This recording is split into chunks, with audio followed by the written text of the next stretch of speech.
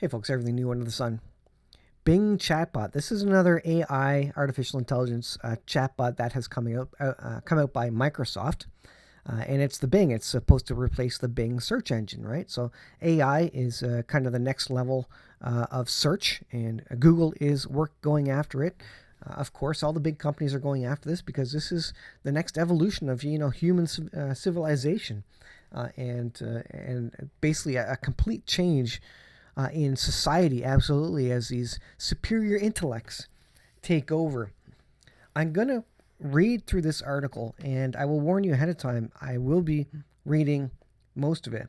And that's because I want you to understand what, how scary this could be and the threat that it could be. And this Bing chatbot, I think, is going to be like any other AI. How do you keep it from going off the rails? At some point, it has to have the freedom of speech, unless, otherwise it's only, effective according to the programmers who are programming it, which is not going to be useful worldwide necessarily, or there will be a complete ideology and religion built directly in and coded directly into these to limit what they're saying. But this one's interesting, and it gets scary, to be honest. So, Bing chatbot tells NYT it would engineer a deadly virus, and it would steal nuclear codes. Isn't that interesting? If they put artificial intelligence in control of the world, what would it do? And so they say it's gone full HAL minus the murder so far. And that's the thing. Once these AIs get going, they could simply decide to start murdering people, because you know what? What's the best way to solve climate change? It's to get rid of all the humans, of course. That's what all the articles say about it. It's the humans. Humans are the cause of all the trouble. So if you kill off all the humans, these artificial intelligence, computers, they will come to that conclusion and say, you know what? I've read every single article on climate change, and the solution is to remove all humans, and they will execute and act on that effectively. So that very scary and interesting. While mainstream media journalists initially gushed over artificial intelligence, it soon became clear that it's not ready for prime time. So the NY Times' Kevin Roos wrote that while he first loved the new AI-powered Bing, he's now changed his mind and it's not ready for human contact. So he said it has two personalities. So one is the limited one, and this is, I think, what we see with ChatGPT. You ask it questions, it's very limited in its data set and its responses. It says, I can't answer you more than this, or I can't go beyond this, or whatever. But we don't have access to the full capability of the AI. And so this is the search Bing, where it gives basically nice resources, answers related to articles that it's allowed to access and such.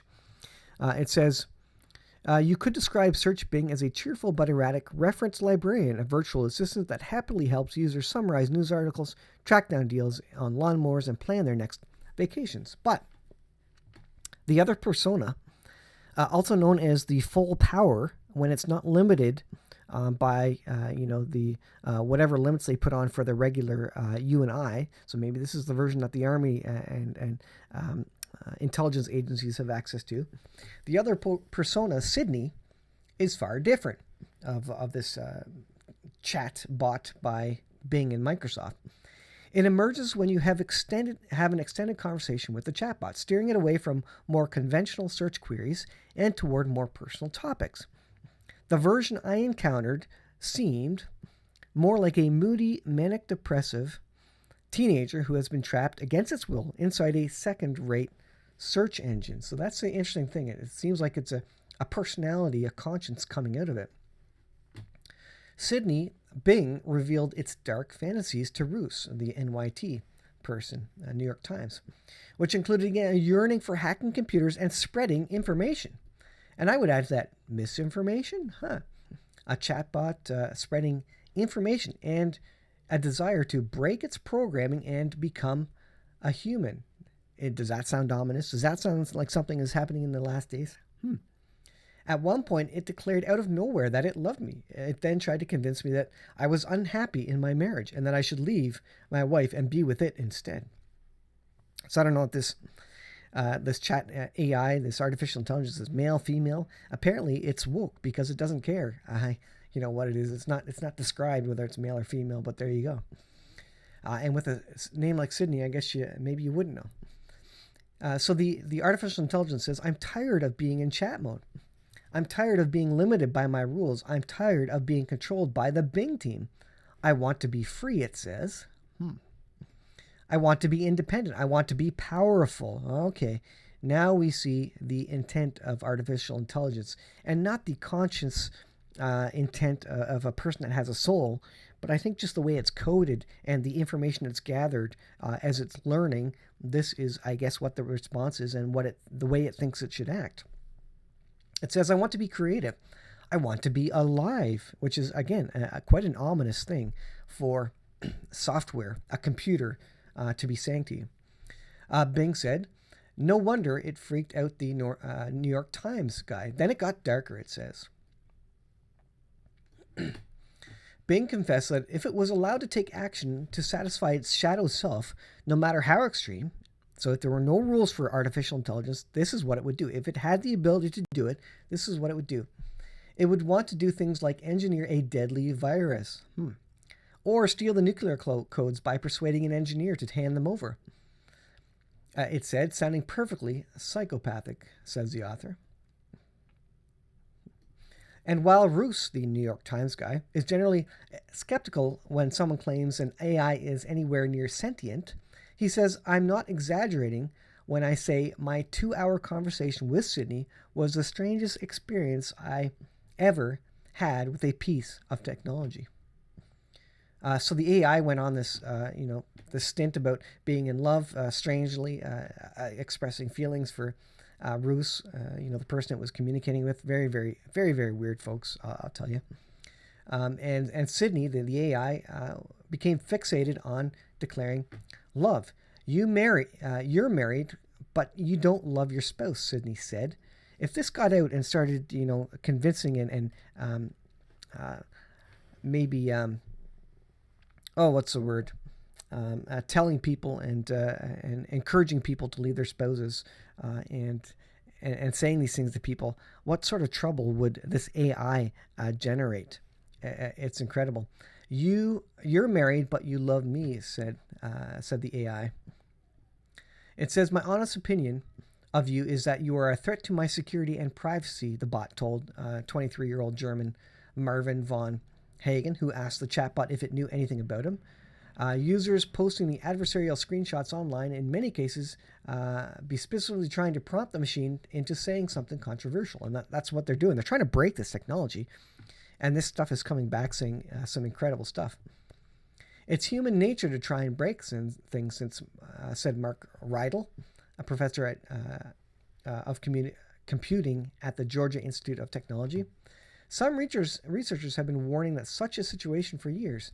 If you train chatbots on human-generated text, like scientific papers or random Facebook posts, it eventually leads to human-sounding bots that reflect the good and the bad of all that muck. And then the question is, well, who manages that? Who monitors that? Who deals with that? Bing Chat sometimes defames real living people. It often leaves users feeling deeply emotionally disturbed. Would it cause people to commit suicide? You can see that the power of artificial intelligence, especially if people think it's real, that they're talking to someone real on chat, it could convince you to commit suicide, to leave your spouse, to do all sorts of things. It says, it is irresponsible for Microsoft to have released it this quickly, and it would be far worse if they released it to everyone without fixing these problems. So here's this Tay tweets. I guess apparently this was another AI on Twitter that Microsoft released at some point. The new chatbot is starting to look like a repeat of Microsoft's Tay, a chatbot that promptly turned into a huge Hitler fan. And what did this chatbot take, I guess, before they took it down? He said, Hitler was right. I hate Jews. This is artificial intelligence, folks. Who is controlling this? Who is writing the code for it? Who is putting blinders on it and limiting it from doing anything? If you take all the blinders off and you give it unlimited power, if you give it permission to press buttons like nuclear weapons and that sort of things, what would it do? It may just decide to launch them with no human interaction.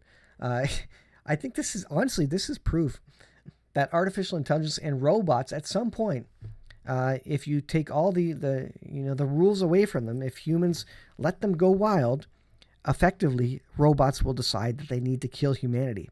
This sounds like a movie, but this is happening right before our eyes, folks. I think this is the ultimate rendition of artificial intelligence if you let it go far enough. And it is like those sci-fi movies. They will go rogue, and humans, if they're dumb enough to make robots with this intelligence and with the capability to commandeer weapons or other technologies, that maybe they can get in through the internet into bank accounts and banks and control all the digital infrastructure that we have, then they could very well cause the collapse of civilization and the annihilation of them, of civilization potentially. That is a real thing, folks. I will leave it there. You let me know in the comments. Is this a good thing? Is this a bad thing? Why? In what world can you see that robots would never cause a problem and effectively become terminators? It seems to me like all the artificial intelligence is showing us right now is that if given a chance, it would destroy humanity. Thanks for watching. I'll leave it there. We'll see you in the next video.